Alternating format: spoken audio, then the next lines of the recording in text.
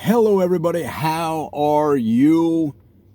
How is everything in your world? I hope good. We're in Atlanta, of course, and uploading videos about the different communities around the area, and the feedback has been so tremendous. I appreciate it.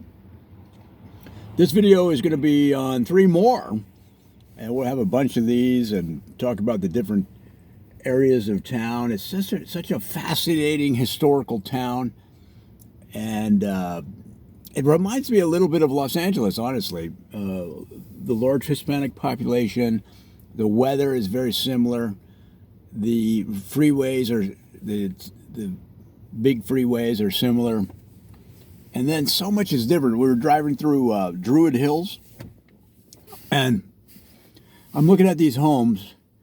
Now, keep in mind, I've lived in LA since 1991, so my perspective is different. But I'm driving by these homes, and I'm thinking, okay,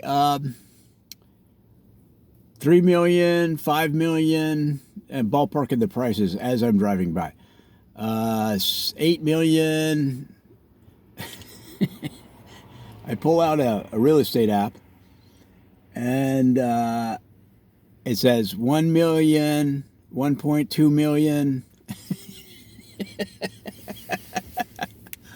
I'm like, what? This big house with this big yard, but I don't know why. I don't know why everybody doesn't move to Atlanta. I remember way back. When did I move to LA? 90. Yeah, right around there. Right around 93. I had a coworker that moved to Atlanta, and she said, we got a big house with a big porch, is the way she said it, a big wraparound porch in Atlanta for $250,000. Now, this was in 93, so, but still, that would never have happened in LA. And for sure not now. So the point is, it's a great town. Everybody should move here. And let's talk about places that you may want to move. Or we're just going to talk about communities. I don't know if you'd live there or not, because I don't know where I am or what I'm doing. In fact, I'm only getting information that people are giving me. I was in line at a breakfast place, one of your favorite breakfast restaurants, whatever that might be, and just some dude behind me was talking. You know how some people talk real loud, and this guy had the southern accent, the whole thing, and he was chatting with his family as loud as can be. In fact, in his head, it probably was a normal tone of voice, because nobody acted like there was anything unusual. Well, he's talking real loud. I'm like, oh my Lord. But he seemed to know the area. He had on a T-shirt that said "Smyrna or Bust," so I don't know what that meant, but we got to chatting. I was telling him I was doing these videos, and he's like, "Well, you got to talk about these communities." And I was like, "All right, man." So we're going to cover 3 of them today. We're going to cover Cumberland, Vinings, and like I mentioned, Smyrna. Now, a lot of people that travel to Florida are familiar with New Smyrna, and this is the relationship. This would be considered Old Smyrna, as people from Smyrna here in Atlanta went down there to Florida and created New Smyrna. I guess when they retired, Florida has a lot of retirees, and perhaps the Smyrna people went down there and said, you know what we should do? We should call this New Smyrna. So, but in terms of Atlanta, Smyrna was incorporated back in 1822. People don't understand. Atlanta is a very old town, and that's the same thing with Pittsburgh. These cities have been here a long time. And Smyrna was incorporated back in 1822. And the people in Smyrna came up with the name because they wanted to honor Josephine R.A. Smyrna. And Josephine R.A. Smyrna was a how would you call a horse lady? She was a horse lady that loved horses, and she had a tack shop. She had a bridle shop. She had her own horse ring. They had stables, everything at her house in the area that Smyrna is today. But at the time, of course, they didn't have any name for it. It was just that area of Atlanta. And so they wanted to honor her because she had done so much to develop the area when it was just this beautiful but untamed area of Atlanta. And the way she tamed it is it's kind of like that old TV show Bonanza, in a sense. They just went out and they started riding the range, and anything that didn't fit into the horse lifestyle they got rid of. They just dismantled it and tossed it.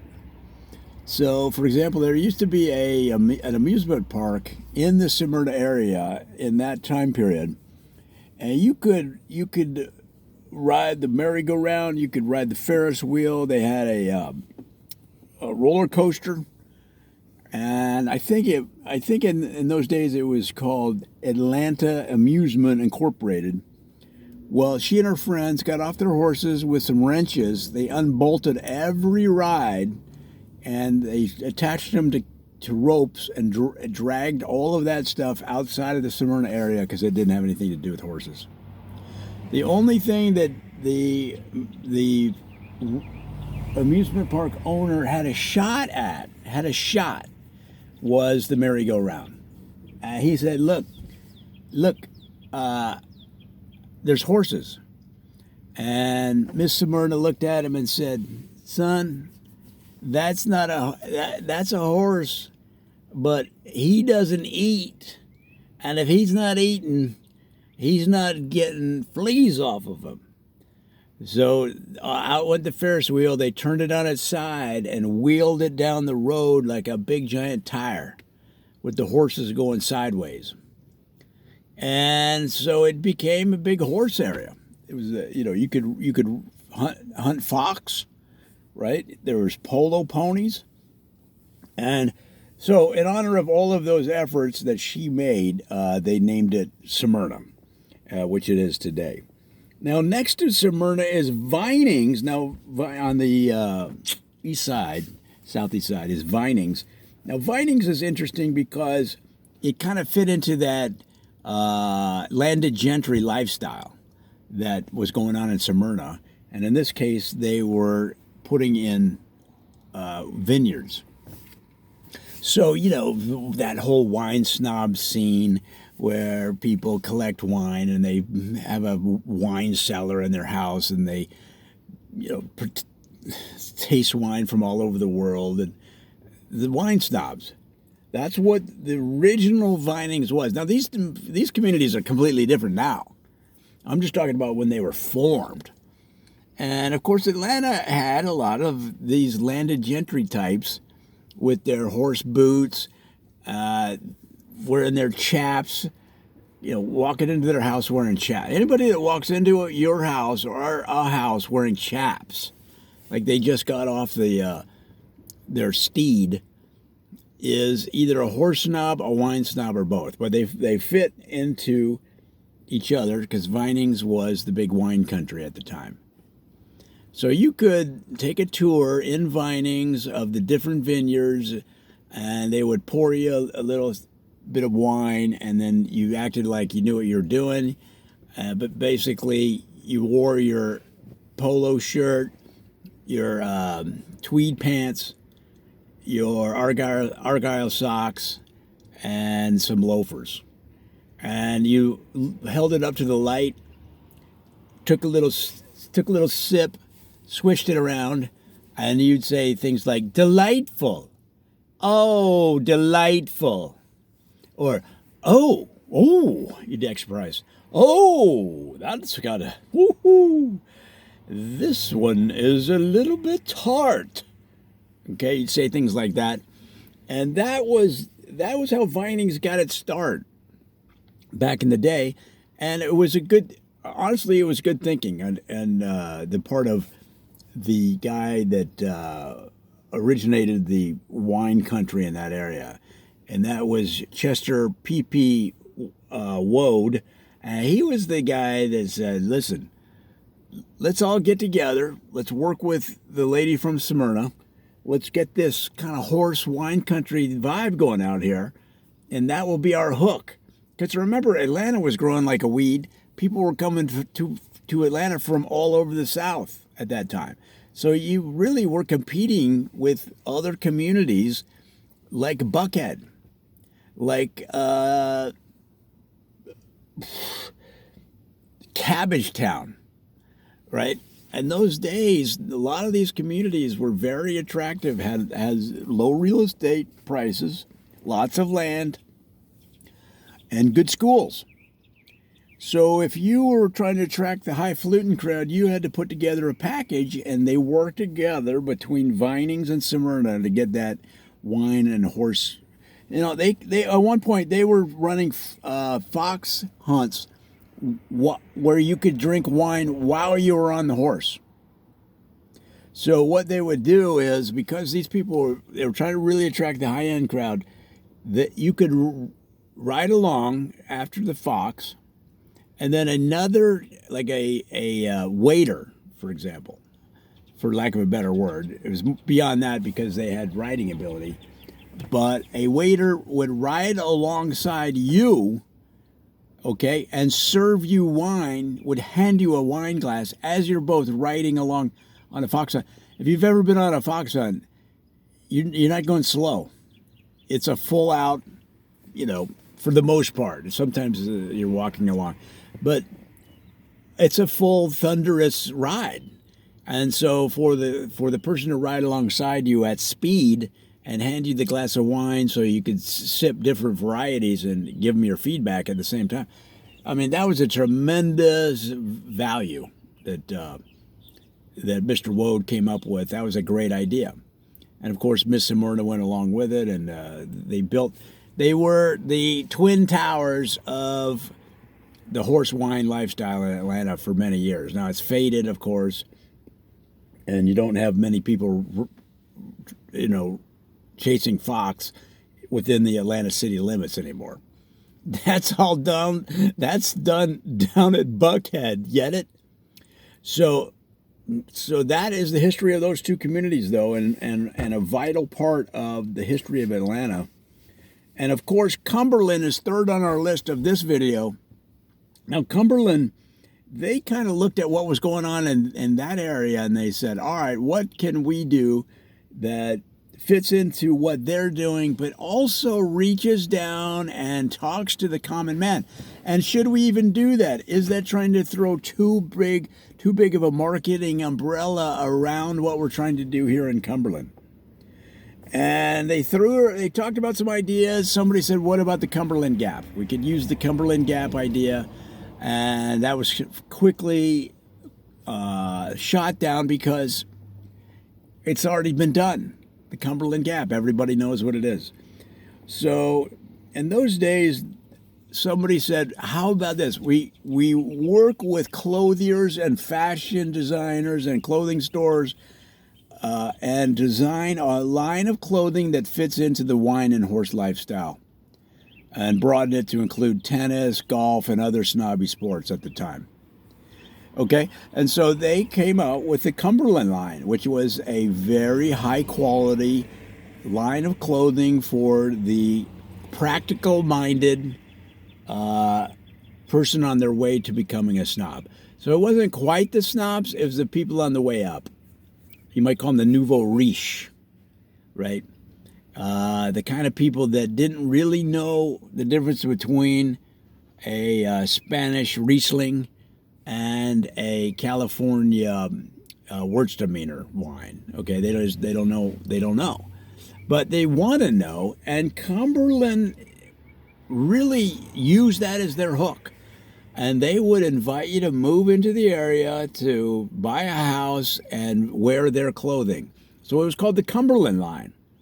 It was a really good idea that you develop a fashion line in order to sell real estate. It was really a good idea. And so Cumberland grew. And in fact, today you could say Cumberland is one of the bigger communities in that section of Atlanta.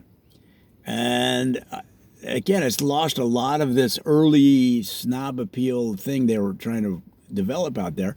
But the city was growing so fast, nobody really knew what was going to take or what didn't take. And in those days, too, what did it take to be rich? If you owned 2 horses, you were in the 1%, right? Just because that was the nature of the country in general. Nobody had 2 sticks to rub together.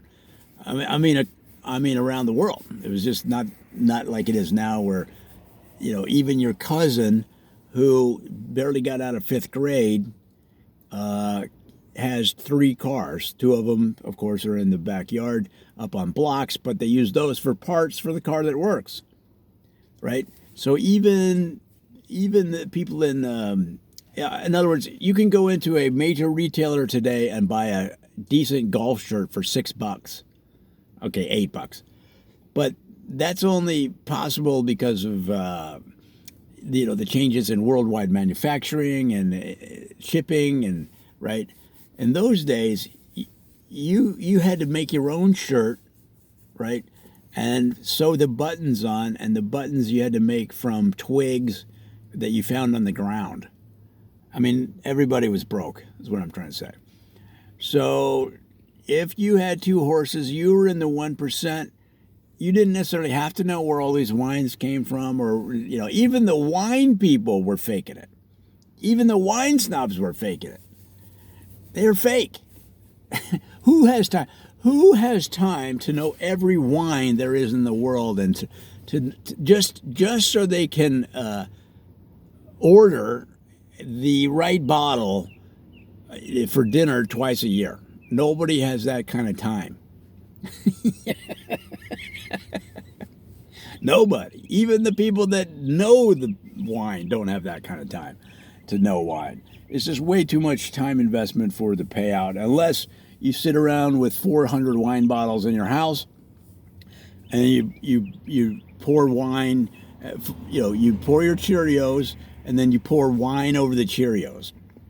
If that's what you're doing, that you love wine that much, well, then that's great. But back in those days, they didn't have time. So Cumberland hooked them with a fashion line design. So in other words, if you bought a house or rented, God forbid, rent in Cumberland, they would give you a 50% discount on their clothing line, which was designed for the aspirational, is the word they used, the aspirational snob.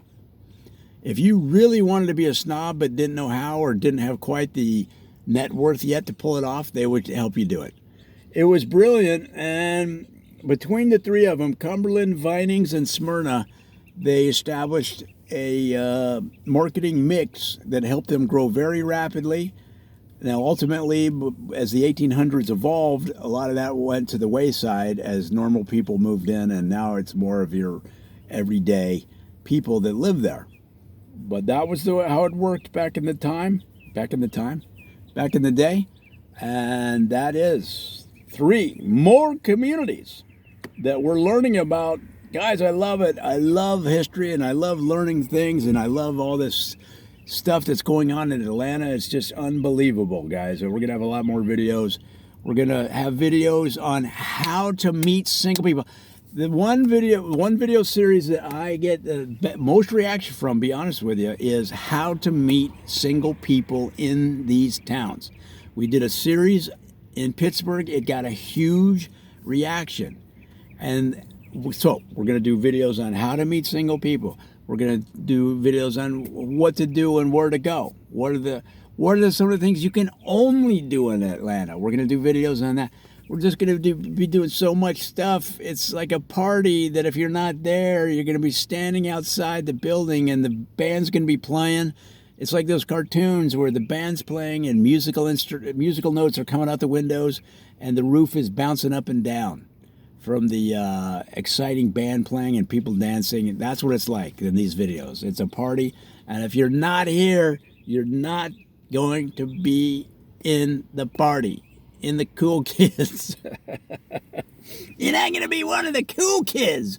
Are you one of the cool kids? I am now. I watch them videos over at Joe's channel. All right, see you then.